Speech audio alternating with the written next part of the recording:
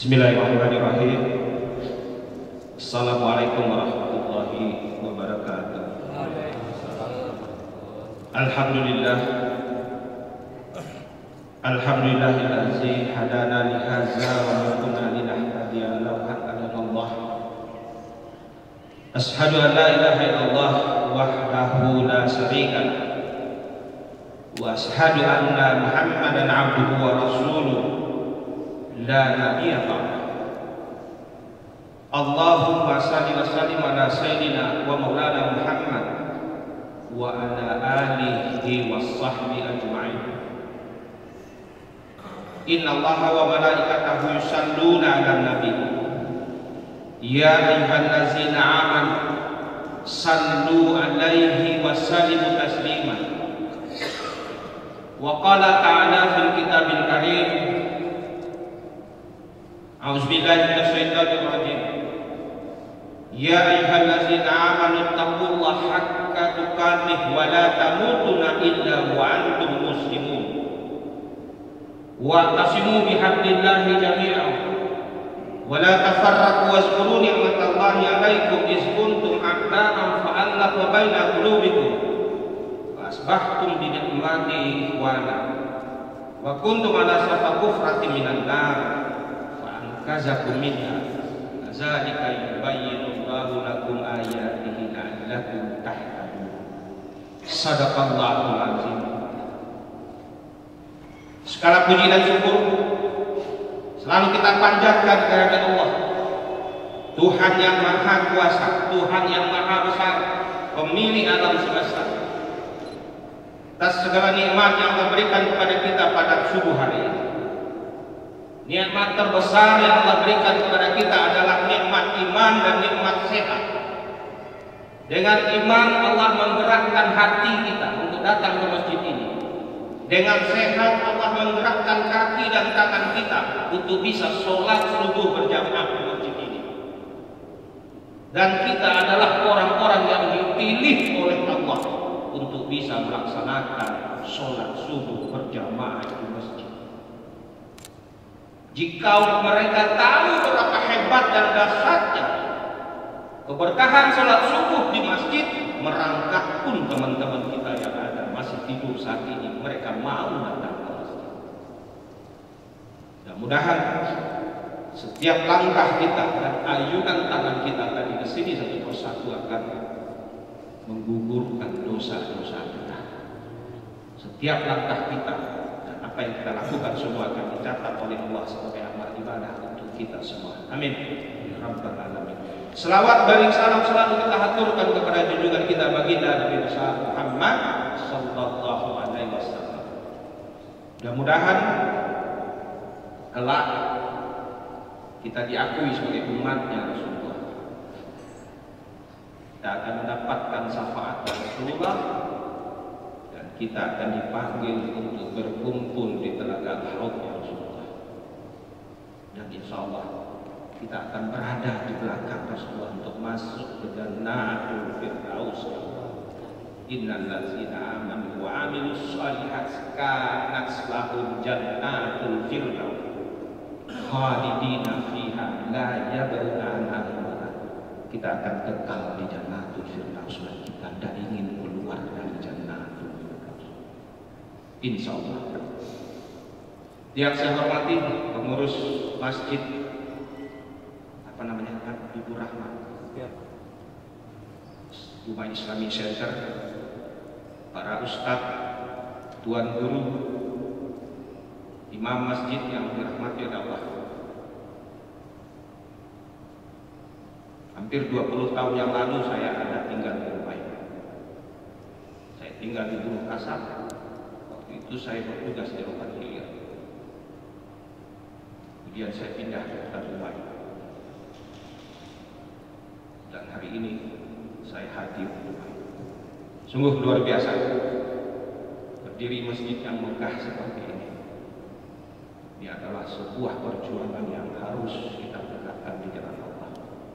Mudah-mudahan Dumai menjadi daerah yang gemah limpah yang jinawi, daerah yang penuh dengan keislaman dan daerah yang akan seluruh penduduk yang ada di atasnya. Jamaah yang berkurang, saya tinggal di Bandung. Perjalanan dari Jakarta, baru kemarin saya di masjid Gedung Merah, Sulit Air Sepakat. Ini orang Solo. Pagi ini saya ke sini. Saya dosen di Bandung. Saya penulis buku. Saya motivator. Saya master trainer PNSP dan saya asesor PNSP. Dan saya advokat. Jadi ini background saya dan dakwah ini adalah panggilan Allah. Dan saya tidak pernah mau dibayar untuk dakwah, karena saya yakin bayaran terbesar itu hanya dari Allah. Baik, saya akan lanjutkan. Saya akan menyampaikan sebuah topik ringan yang hari ini mungkin aktual di tengah-tengah masyarakat kita. Memilih pemimpin dalam perspektif Islam di tengah-tengah turbulensi akhir zaman. Memilih pemimpin dua kata penting dalam perspektif Islam dan turbulensi akhir zaman. Jadi ada dua pokok bahasan kita. Kenapa saya harus menyampaikan hal-hal yang hari ini menjadi perdebatan, yang hari ini menjadi kegamangan di tengah-tengah umat kita? Saya menyampaikan ini adalah salah satu bentuk kewajiban saya untuk menggugurkan kewajiban saya dan harus saya sampaikan kepada seluruh kaum muslim. Apapun harapan kita, apapun mazhab kita, apapun organisasi kita, karena memilih pemimpin dalam perspektif Islam bukan hanya urusan muamalah, tetapi berkaitan dengan fikih dan berkaitan dengan akidah Islamiyah.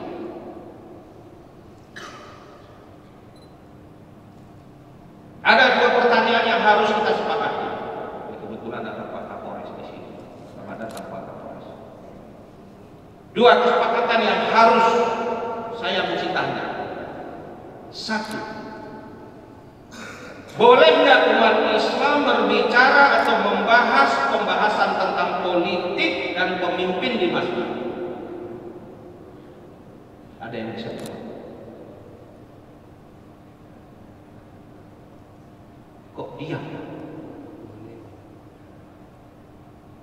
Boleh nggak umat Islam berbicara, menyampaikan tentang politik dan pemerintahan di masjid?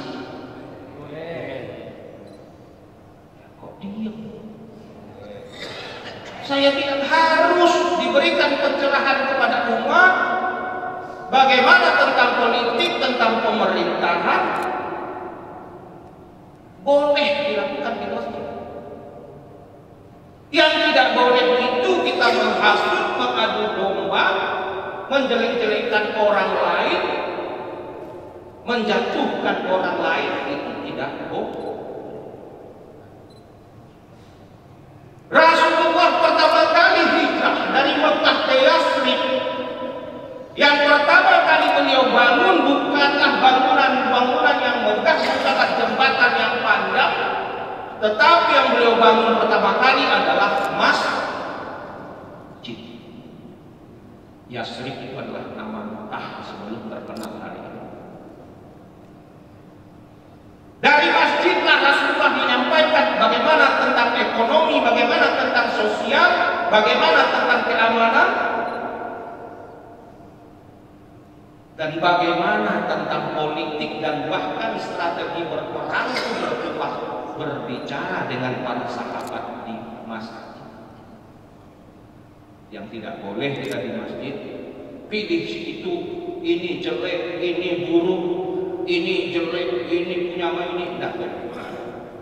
Tapi ketika kita memberikan pencerahan, ini adalah menggugurkan kewajiban kita semua. Jamaah rahimahullah. Yang kedua, pertanyaan saya, apakah kita hari ini adalah umat akhir zaman? Halo? Umat akhir zaman bukan? Ya. Mari kita lihat. Ada dua hadis yang menyatakan bahwa hari ini membuktikan kita adalah umat akhir zaman. Hadis yang diriwayatkan oleh Abu Dawud, Rasulullah pernah mengatakan bahwa kelak di akhir zaman umatku bagaikan seonggokan daging yang diperebutkan oleh binatang buas. Lalu sahabat bertanya, ya Rasulullah, apa karena jumlah kita sedikit ya Rasulullah? Dijawab oleh Rasulullah, apa kata Rasulullah? Jumlah kalian banyak, tetapi Allah telah mencabut rasa takut dari dada musuh-musuh kalian. Lalu Allah berikan kepada kalian penyakit al-waham. Apa itu al-waham ya Rasulullah? Apa kata Rasulullah? Anda ditanamkan penyakit al-waham. Apa itu al-waham ya Rasulullah? Hubud dunia dan wakharayatullah, cinta akan dunia tetapi takut akan kematian. Yang kedua, bahwa kita adalah umat akhir zaman saat ini adalah hadis yang diriwayatkan oleh Ahmad, bahwa Islam itu dibagi dalam 5 fase penggalan Islam.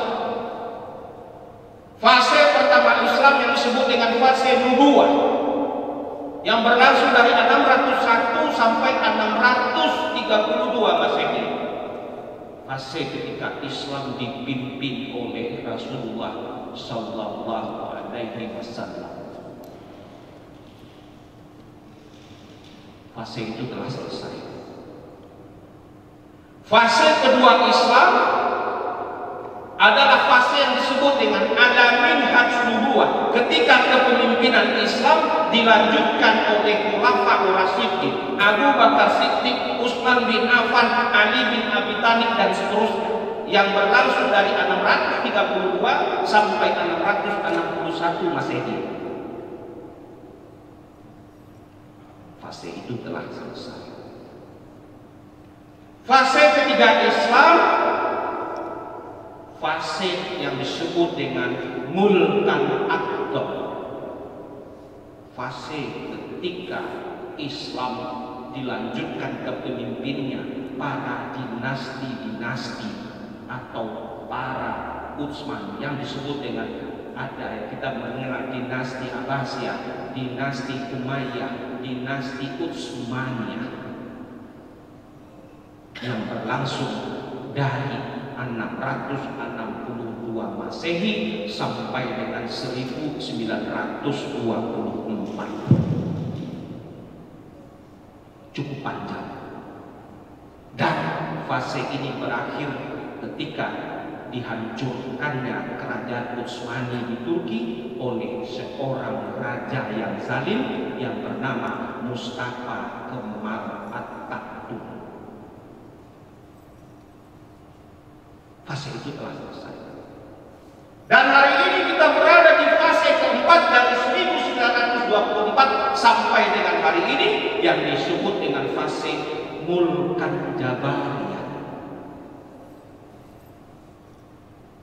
Apa itu artinya mulkan jabariyah?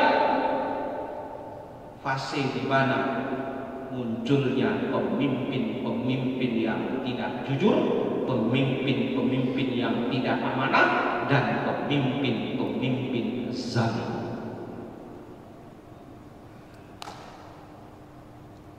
Dan terakhir nanti kita akan berhadapan akan fase kelima, fase yang disebut khilafah ada minhaj nubuwah, yang ditandai dengan munculnya Dajjal, turunnya Imam Mahdi. Ini yang membuktikan bahwa kita adalah umat dari akhir zaman. Lalu dikaitkan dengan kepemimpinan, hari ini kita berada di fase mulkan jabariyah. Kita tahu ada di antara umat kita yang mengatakan tidak usah ikut campur, tidak usah kita berpartisipasi dengan politik, memilih pemimpin dan segala macam. Cukup kita datang ke masjid, sholat, puasa, zakat, naik haji, itu urusan kita. Ada pandangan sebagian dari kaum muslimin kita seperti itu. Itu adalah pandangan-pandangan dari kelompok sekularisme yang ingin memisahkan agama dari pemerintah. Tahu Bapak Ibu sekularisme? Tahu tidak?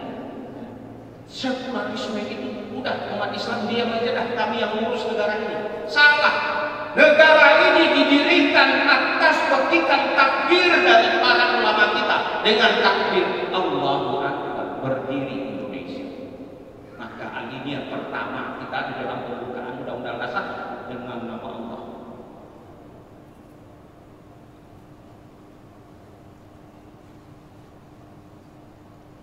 Maka Ali bin Abi Thalib pernah mengatakan, apa kata Ali bin Abi Thalib?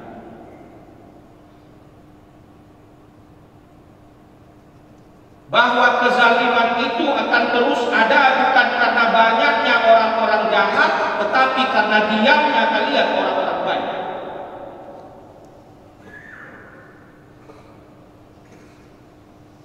Maka Presiden Recep Tayyip Erdogan juga pernah mengatakan, jika kalian diam, kalian tidak mau tahu dengan urusan pemerintahan dan politik di negara, maka kalian akan dipimpin oleh para pendusta dan penjahat. Jadi umat Islam harus melek tentang politik dan pemerintahan.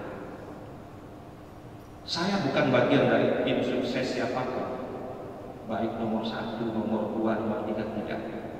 Tetapi yang saya tahu dan saya menyampaikan, ini adalah salah satu bentuk hal yang akan menggugurkan kewajiban saya. Sekarang kita lihat pemimpin. Apa itu pemimpin? Apa beda pemimpin dengan kepemimpinan? Pemimpin itu adalah leader. Dia adalah orangnya. Tetapi kepemimpinan adalah leadership. Itu berarti gaya orang memimpin, style dari orang memimpin. Jadi beda antara leader dengan leadership, antara pemimpin dengan kepemimpinan. Nanti kita lihat bagaimana ciri kepemimpinan Rasulullah yang menjadi tolak ukur kita sebagai umat dalam memilih pemimpin. Maka di dalam Al-Quran Allah banyak berfirman tentang bagaimana ciri pemimpin, bagaimana sosok kepemimpinan Rasulullah. Surat As-Sajdah ayat ke-24 itu tentang pemimpin. Surat Ar-Ra'd ayat ke-26, Ali Imran ke-26 yang tadi dibacakan oleh Imam. Qul lillahumma malikal mulki tu'ti mulka man tasab wa tanzi'u mulka mimman tasab wa tu'izzu man tasab wa tudillu man tasab biyadikal khair innaka 'ala kulli syai'in qadir. Tadi dibacakan ketika sholat. Al-Baqarah 30, Al-Maidah 57, An-Nisa 48, 49, 59, At-Taubah 124. Itu semua tentang pemimpin. Jadi memilih pemimpin itu diatur dalam fikih Islam. Mari kita lihat surat As-Sajdah ayat ke-24. Bismillahirrahmanirrahim. Wa ja'alna minhum a'immatan yahduna bi amrina lamma sabaru wa qalu bi ayatina yuqinun. Apa artinya? Kami jadikan di antara mereka itu pemimpin, kata Allah. Pemimpin yang bagaimana? Pemimpin yang memberikan petunjuk dengan perintah kami, sementara mereka harus sabar dan mereka mengikuti ayat-ayat kami. Memberi petunjuk dengan perintah kami, pemimpin itu harus sabar dan mengikuti ayat-ayat